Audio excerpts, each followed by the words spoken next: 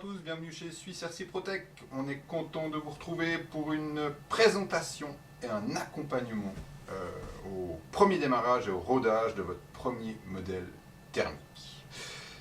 Oui, chez nous, vous trouverez passablement de très jolis modèles thermiques RTR, donc dédiés plutôt à du loisir, d'accord, c'est notre cheval de bataille, le loisir. Et on s'est rendu compte au fur et à mesure que nos nombreux clients nous font confiance que malheureusement, le magnifique domaine du modèle radiocommandé Nitro est relativement complexe.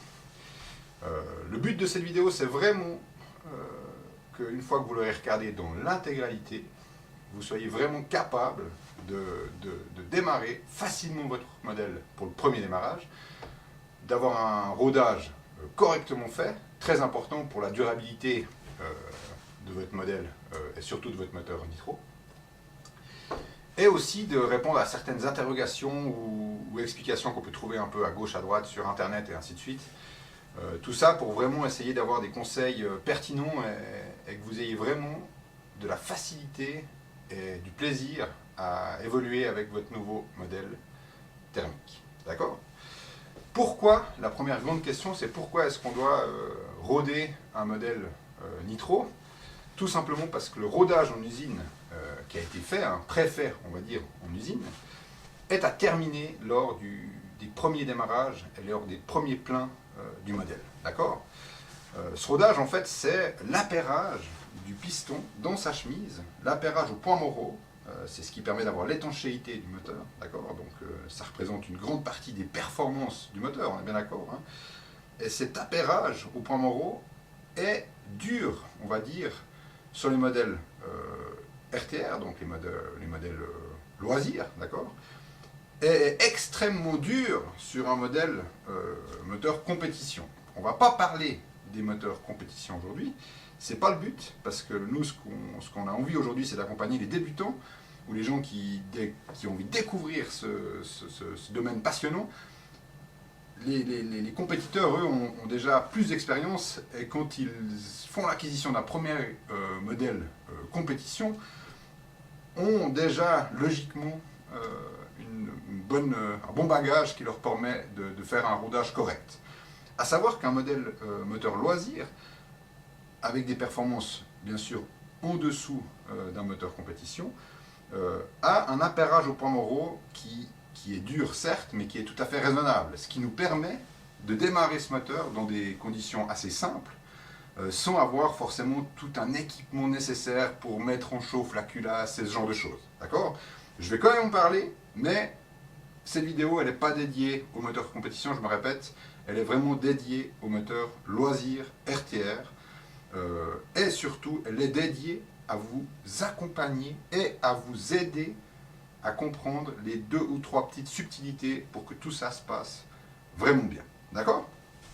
Alors, première chose, l'équipement inclus dans le modèle RTR, que ce soit ici dans notre cas, parce c'est un moment qu'on avait envie de le tester, donc on profite de ces vidéos pour le faire, un Monster Truck de chez Kyosho, l'USA 1, magnifique modèle avec 3 vitesses en l'occurrence, donc je pense que ça va être assez fun d'aller faire les premiers tours de roue une fois qu'on pourra régler un petit peu correctement ce moteur, d'accord? Dans ce modèle là, comme la plupart des modèles de la gamme Kyosho, hein, c'est principalement la gamme Nitro qu'on a ici en stock en magasin, vous aurez une clé à roue qui ne nous intéresse pas pour le rodage du moteur, mais elle est quand même inclue. Vous aurez une clé multifonction dont, très important, une empreinte de 8 mm pour dévisser votre bougie. Cette clé elle est vraiment importante, elle est nécessaire, d'accord? Vous aurez ici 2-3 petites clés Allen qui ne nous intéressent pas, en l'occurrence dans notre cas actuel, mais elles sont incluses avec le modèle. Vous aurez bien sûr, très important, votre filtre à air, d'accord?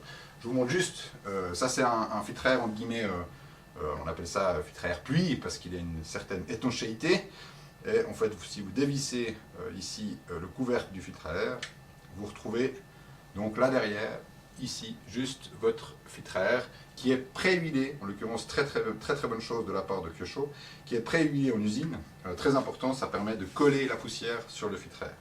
Ce filtre à air il va demander un entretien important et rigoureux, parce que c'est lui qui va définir aussi la durée de vie de votre moteur.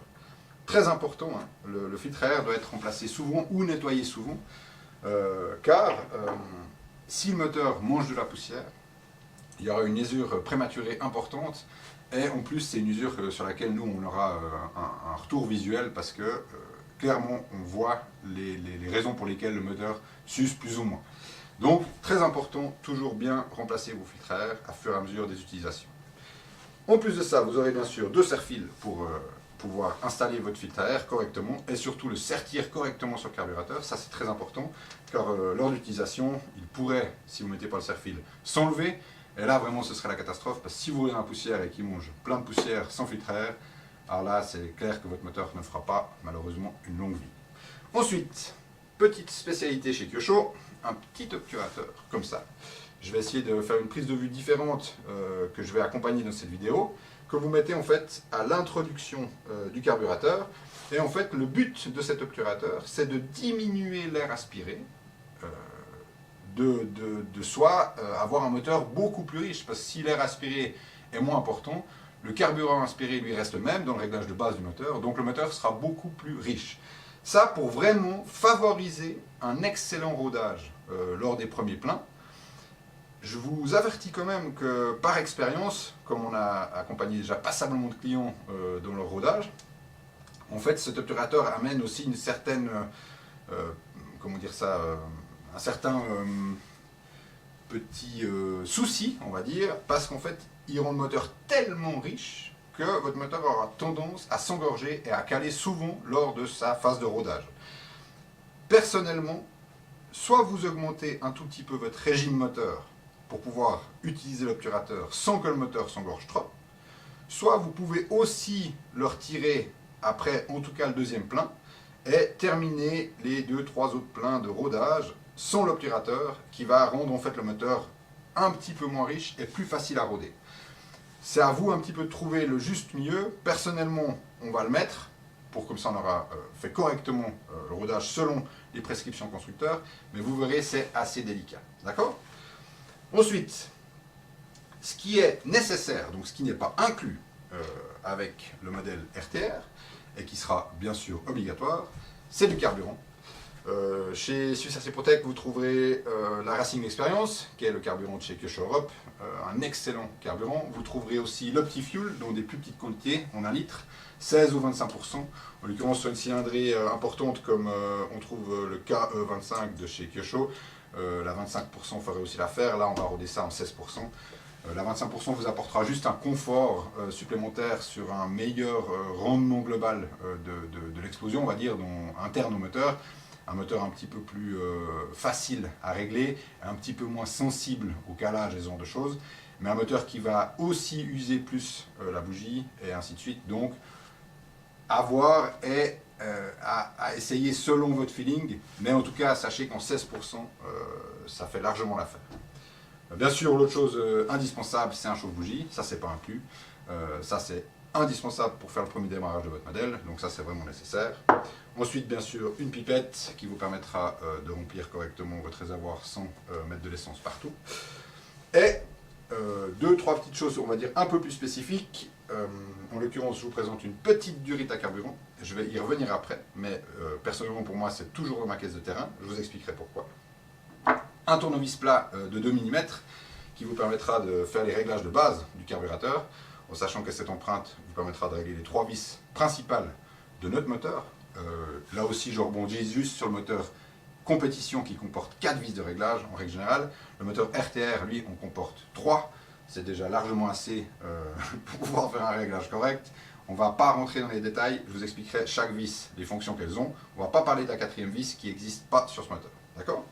Ensuite, une chose aussi qui peut être comment dire, un petit gain de sécurité et un petit gain d'information important, c'est une sonde de température moteur, une petite sonde laser qui vous permet en fait d'aller mesurer au tout temps la température globale de fonctionnement de votre moteur. Ça c'est une information relativement importante, car au-dessus de 125 degrés, on estime que la température de fonctionnement est trop élevée. D'accord ? Elle est généralement générée, cette température trop élevée, par un moteur trop pauvre, donc avec un carburant qui n'est pas assez injecté dans le moteur, et du coup génère une surchauffe du moteur qui pourrait vraiment endommager votre moteur. Donc c'est toujours bien d'avoir cette petite sonde de température dans la caisse de terrain qui vous permet d'avoir une petite information supplémentaire sur quel est le réglage correct de votre moteur, ou si vous pourriez augmenter un peu les performances de votre moteur parce que vous tournez plutôt à 80 ou 90 degrés et vous savez que vous avez encore un peu de marge. Ça, on le verra un peu plus tard dans la vidéo, plutôt dans la deuxième partie de la vidéo, parce que dans la deuxième partie de la vidéo, vous trouverez comment on va chercher un peu les performances de ce fameux moteur nitro. D'accord? Ensuite, comme je vous ai dit, une chose très importante qui était fournie avec le modèle de Kyosho, c'est la clé à bougie, ça j'en ai déjà parlé, excusez-moi. Et ensuite, pour vraiment favoriser un démarrage facile, encore plus si votre premier démarrage se ferait dans des conditions de température extérieure froide, c'est cette petite chaussette thermique, d'accord, que vous pouvez appliquer sur la culasse. Elle est alimentée par une batterie, une petite batterie d'hypo, d'accord. En fait, cette chaussette thermique va faire monter en température votre moteur vers les 70-80 degrés, pour vraiment permettre ce passage au point moraux du piston beaucoup plus facile, parce que le moteur sera légèrement, les composants du moteur, la chemise y compris, sera légèrement dilatée. Cette chaussette, elle est pratique pour un moteur loisir. Elle est quasiment obligatoire pour un moteur compétition, parce que là, comme je vous le répète, c'est plus complexe, parce que l'appairage au point moraux est vraiment très serré sur un moteur compétition. Mais à mon sens, elle n'est pas obligatoire du tout pour roder notre moteur dans ce cas-là. Je ne vais pas le faire avec la chaussette, je le fais par principe, parce que ça me simplifie la vie. Je ne vais pas le faire aujourd'hui, car je trouvais important de vous montrer qu'on pouvait tout à fait roder le moteur sans avoir un équipement important. A savoir aussi que quand vous achetez un ensemble chez nous de kits de démarrage, vous retrouvez la pipette, vous retrouvez le tournevis, vous retrouvez le chauffe-bougie. Donc les principaux petits points importants sont inclus. Ce qui vous manquerait peut-être, c'est vraiment la sonde de température et la durite. Ça, c'est deux petites options que vous pourriez rajouter. Sinon, avec du carburant, le kit de démarrage, vous êtes prêt à faire démarrer et roder votre moteur. Ensuite, j'ai parlé oui, de ce qui était inclus, ce qui était... Ok, donc maintenant, important, le réglage de base de votre carburateur, ça c'est vraiment, je dirais, la première chose très importante avant de commencer à imaginer faire un premier démarrage, c'est de savoir qu'est-ce qui se passe entre mon ensemble radio, mon ensemble de réception et mon cerveau de commande de gaz pour être sûr que mon réglage du carburateur est correct dès sa sortie de boîte. Correct, qu'est-ce que j'entends par un neutre correct? C'est tout simple, je vais filmer ça de plus près, vous aurez peut-être un petit encart sur la vidéo pour voir un petit peu plus. En fait, nous, ce qui nous intéresse, c'est que au neutre de votre commande de gaz, on retrouve vraiment ici le carburateur fermé. Donc si je tire ici manuellement mon carburateur, on voit qu'il retourne bien en neutre. Et très important, on a un certain jeu de garde ici de 1 mm environ entre ma durite qui était inclus dans mon modèle.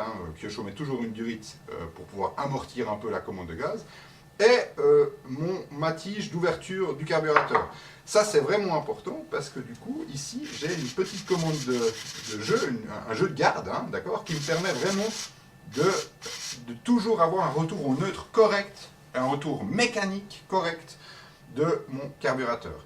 Ce serait vraiment pas bien, et c'est une des raisons pourquoi nous avons certains clients qui s'embêtent, c'est d'avoir typiquement le neutre, excusez-moi, c'est juste ici, le trim, voilà, excusez-moi, c'est d'avoir ici le neutre qui serait tiré, et on serait sur un neutre, pas mécanique sur le carburateur, mais un neutre sur le cerveau. Et là, du coup, le retour à votre régime de base sera toujours aléatoire parce que votre cerveau aura des petites variations, et du coup, clairement, vous n'arriverez pas à régler correctement votre moteur. Donc je me répète, c'est très important d'avoir un jeu de garde ici correcte, et puis d'avoir, quand on met plein gaz, d'avoir une ouverture qui ne force pas sur la tringlerie de commande de gaz, qui est aussi réglable sur la radio. Donc ici, on va vraiment régler plein gaz. Je ne peux pas ouvrir plus mon carburateur, mais je vois qu'il n'y a aucun effort important mécaniquement.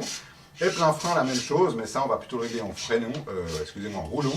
Et du coup, ça, on va pouvoir aussi voir un petit peu le réglage de butée finale de frein et le réglage de butée de finale de plein gaz. Ça, c'est très important, c'est facilement réglable sur la radio, hein. On a ici un bouton de réglage pour la puissance maximum, donc la course maximum avant. Et on a ici un réglage final pour le frein, d'accord? Donc sur ces deux potentiomètres, vous pourrez régler vraiment correctement votre carburateur.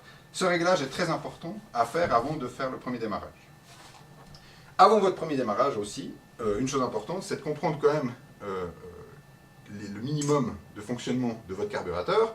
À savoir qu'ici, vous avez une vis de réglage de richesse, d'accord, que vous allez surtout pas toucher avant les premiers démarrages, d'accord. Cette vis principale, qu'on appelle plutôt la vis de haut régime, d'accord, va régler la partie haut régime de votre carburation, d'accord. Donc au niveau du mélange air-essence qui est dans votre moteur. La vis qui est ici, qui est une vis plutôt de bas régime, va régler le bas régime de votre carburation, d'accord. Ces deux vis sont étroitement liées et il faut trouver un juste milieu de réglage entre les deux vis. Par principe, chez Kyosho, la vis bas régime est relativement bien réglée d'usine, donc je vous déconseille de trop la toucher, d'accord. Par contre, la vis de haut régime, elle, est bien sûr réglée très riche, ça c'est quelque chose que Kyosho fait exprès, pour vraiment protéger le moteur lors du rodage. Et cette vis, il faudra quand même la régler pour pouvoir atteindre des performances lorsque le rodage sera terminé, d'accord. Et la dernière vis qui est à mon sens très importante, c'est cette fameuse vis qui est là derrière, qui est la vis en fait de réglage du ralenti, d'accord. Le ralenti mécanique, je me répète, ça va ouvrir légèrement votre boisseau pour en fait augmenter le régime du ralenti.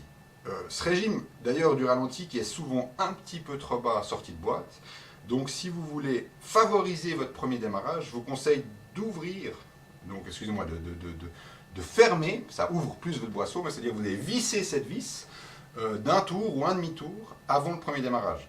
Bien sûr, votre premier démarrage, vous le ferez sur un socle, hein, les roues en l'air, d'accord, pour être sûr que votre modèle s'emballe pas et puis qu'il aille s'encastrer je ne sais où. Mais bien sûr que je vous conseille d'ouvrir donc le boisseau un peu en serrant cette vis pour vous permettre, entre guillemets, de favoriser le premier démarrage. Je vous montre juste, hein, si vous filmez ici, donc si je desserre, on voit ici, ça ferme mon ouverture, et si je serre, ça ouvre mon carburateur, d'accord? Donc le boisseau s'ouvre, le régime va augmenter. C'est la même chose que si je fais une commande de gaz, on voit vraiment ici le carburateur qui s'ouvre, d'accord? Ça, c'est vraiment l'amener d'air et d'essence qui va augmenter, et du coup, bien sûr, le régime monte instantanément, d'accord? Ça, c'est vraiment important. Ensuite, une fois qu'on est persuadé que le réglage mécanique, donc commande de gaz est correct, le neutre est correct, on s'intéresse maintenant à comment est-ce qu'on va amorcer notre carburateur en carburant. Alors, j'ai rempli ma pipette, donc on va mettre du carburant dans le réservoir.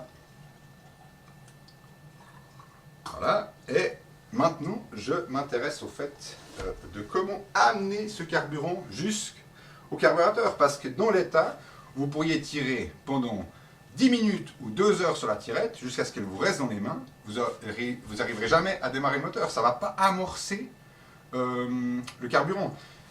D'ailleurs, une petite explication, on voit que sur le réservoir on a deux durites, une durite d'alimentation, d'accord, en carburant, celle qui relie le réservoir au carburateur, et une durite de pressurisation qui relie l'échappement au réservoir. Quelle est la fonction de la durite de pressurisation? C'est de faire monter en pression le réservoir pour pousser l'essence dans le carburateur. Ça c'est important parce que bien sûr que quand votre moteur a démarré, les gaz d'échappement montent en pression dans l'échappement, cette pression est poussée dans le réservoir, ce qui permet de continuellement alimenter votre carburateur en carburant. Mais bien sûr que si le moteur ne tourne pas, actuellement, j'ai aucune pression d'essence, donc je n'ai pas du tout d'essence qui arrive au carburateur. Comment est-ce que je peux alimenter ce fameux carburateur? Il y a trois solutions.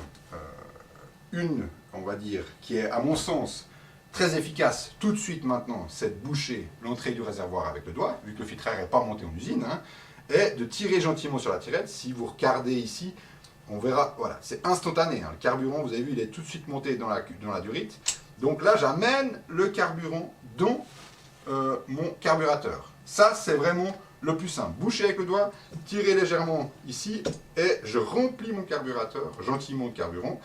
Et là, je serai donc prêt à faire mon premier démarrage. Ça, c'est la première solution. Cette solution, elle n'est pas pratique quand vous avez mis votre filtre à air en place et que vous avez mis le serre-fil avec, parce qu'il faudrait enlever le serre-fil, enlever le filtre à air, et ainsi de suite. Donc, la fameuse petite durite que je vous ai dit avant, elle est super pratique, parce que elle, je peux enlever la durite qui vient entre l'échappement et mon réservoir. Je l'enlève spécialement sur le réservoir, parce qu'à cet endroit-là, il n'y a pas de chauffe, c'est-à-dire que ma durite ne sera pas trop serrée à cet endroit-là. Je mets ma fameuse petite durite de réserve, et je viens souffler dans mon réservoir. Quand je souffle dans mon réservoir, je fais exactement le même effet que mon échappement une fois que mon moteur tourne, et du coup, le carburant est poussé dans le carburateur. Ça, c'est vraiment la façon la plus simple d'amorcer votre moteur pour le démarrage. L'autre solution, la troisième, je dis qu'il y en avait trois, mais qui est vraiment pas pratique avec une tirette, ce serait de boucher l'échappement et de tirer sur la tirette avec une légère ouverture du carburateur, ce qui va en fait générer exactement le même effet que quand votre moteur tourne, mais à la tirette vous n'avez pas de régime moteur, ce qui va être beaucoup trop compliqué pour amorcer votre carburateur. Cette solution, elle est bien pratique quand vous avez un bon démarrage, qui a un régime de démarrage plus élevé que votre tirette, et du coup là vous pouvez ouvrir plein gaz votre carburateur, vous bouchez l'échappement et vous avez cet effet de pressurisation qui se fait, et du coup le carburant est amené jusqu'au carburateur. J'espère que ces quelques petites finesses sont claires, et c'est vraiment important que vous ayez vu le carburant monter dans la durite, et vous insistez un tout petit peu, pas trop, hein, parce qu'il ne faudrait pas noyer le moteur. C'est assez embêtant si vous noyez le moteur, parce que le premier démarrage sera très compliqué. Mais il faudrait, je dirais qu'une fois que vous avez vu le carburant arriver à l'entrée du carburateur, vous vous donnez 1 ou 2 secondes, vous soufflez encore un petit peu pour vraiment amorcer correctement le carburateur. C'est mieux d'avoir un moteur qui est un tout petit peu pauvre pour le premier démarrage, parce que vous allez réussir à le démarrer assez facilement, que d'amorcer trop de carburant et le noyer. Parce que le noyer, au bout d'un moment, vous aurez presque la tirette qui est bloquée. Puis quand vous tirez sur votre tirette, vous devez forcer beaucoup trop fort. D'accord ? Donc là, dans ces 2 ou 3 petits conseils qu'on a, on avance gentiment vers le premier démarrage. Ensuite, notre fameuse chauffe-bougie et notre bougie. Important, votre clé à bougie fournie chez Keuchot. Donc je vais juste démonter la bougie pour que vous ayez... je retourne juste le modèle pour ne pas perdre le petit joint en cuivre qui est fourni avec. Hop, cela. Alors, le joint en cuivre justement est resté sur la culasse, d'accord? Donc très important, hein, si vous regardez ici, vous avez un joint en cuivre qui est au fond ici, qui est un joint d'étanchéité entre le socle de ma bougie et la culasse. Ce joint en cuivre doit tout le temps être monté, bien sûr, c'est très important. Et ici, vous avez la fameuse bougie qui va vous permettre de faire l'allumage du mélange air-essence, d'accord? Est-ce que vous pouvez savoir si cette bougie fonctionne ou pas? Oui, c'est très facile. Avec votre chauffe-bougie, vous faites attention de ne pas vous brûler, hein, vous ne mettez pas les doigts sur le filament, bien sûr, mais vous pouvez tester ici si le filament de la bougie s'allume bien. Bien sûr, si vous insistez énormément, que vous avez du carburant et que ça ne démarre pas, au bout d'un moment, la première chose à faire et le bon réflexe, c'est de sortir la bougie et voir si mon chauffe-bougie est bien chargé et si ma bougie fonctionne. Pour ça, je fais un test simple. On le voit ici, c'est vraiment allumé clair, net. Mon filament s'allume avec une puissance vraiment correcte. Il faut que ce soit vraiment flagrant. Il n'y a pas de raison que votre moteur ne démarre pas. Ça doit démarrer. Vous pouvez augmenter le régime moteur pour favoriser le premier démarrage, mais ça doit démarrer. D'accord? Je me répète, par contre, vous faites attention dans cette opération aux joints en cuivre, et vous faites très attention de ne pas amener de chenilles à l'intérieur de votre moteur, parce que bien sûr que là, vous avez accès direct au piston. D'accord? Ensuite, je vais revisser ma bougie. Et je vais faire très attention à mon fameux joint en cuivre. Donc là, j'ai vu qu'il était bien centré. Cette bougie, il ne faut pas la serrer trop fort, ça ne sert à rien. D'accord? Vous la bloquez très raisonnablement. Et maintenant, on se rapproche vraiment, très gentiment, du moment clé, le moment clé du premier démarrage. Une chose encore, quand je tire actuellement sur ma tirette, j'ai beaucoup de peine à tirer sur cette tirette, ça va très dur. J'ai amorcé mon carburateur, c'est normal, donc j'ai de l'essence qui est injectée dans mon moteur. En l'occurrence, je tire un peu, je ne la brûle pas. Ce qui pourrait vous aider, et que je trouve vraiment bien, si vous êtes embêté, c'est de dévisser votre bougie d'un quart ou d'un demi-tour maximum, d'accord? Et en fait, là, on se rendra compte, regardez, que c'est beaucoup plus facile à tirer sur la tirette. Il faut que l'effort sur la tirette soit raisonnable. Si vous commencez à tirer, déjà, il ne faut pas dépasser plus de 40 cm, hein, autrement, ben, vous êtes en fin de course de la tirette, c'est sûr que vous allez l'abîmer. Et en plus, la tirette, c'est quand même un tout petit filament qui acceptera pas que vous tiriez à fond de votre force pour pouvoir démarrer votre moteur. Il faut trouver un bon compromis. Alors bien sûr, si je dévisse un tout petit peu ma bougie, que je mets mon chauffe-bougie, que je tire pour démarrer, une fois que ça a démarré, ça veut dire enlever mon chauffe-bougie et assez rapidement resserrer délicatement ma bougie. Ça, c'est vraiment une solution qui pourra vous aider à faire un premier démarrage simple.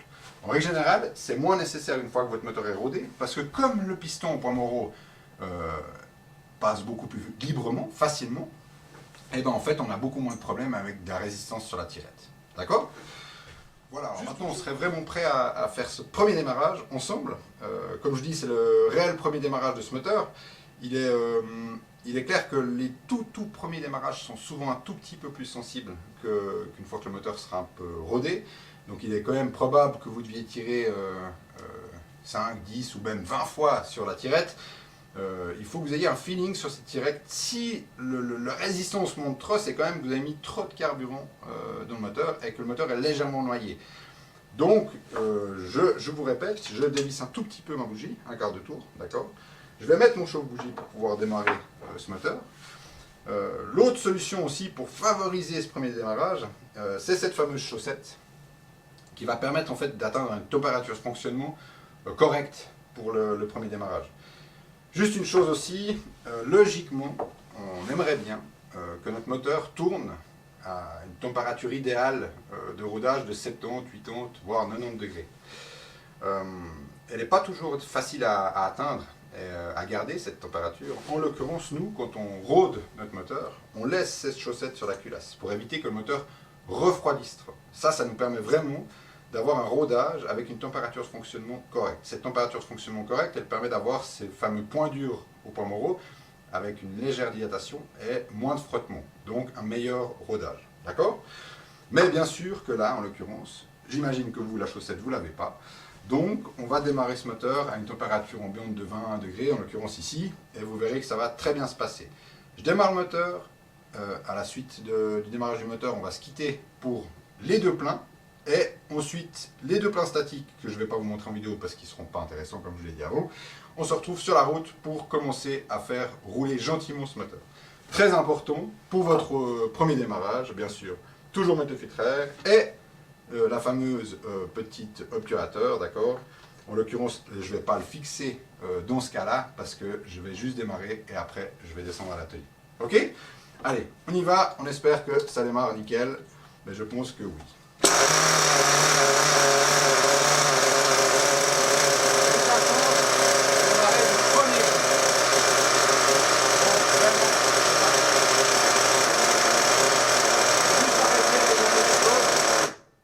Donc là j'ai juste appuyé sur le volant moteur pour pouvoir arrêter le moteur, d'accord?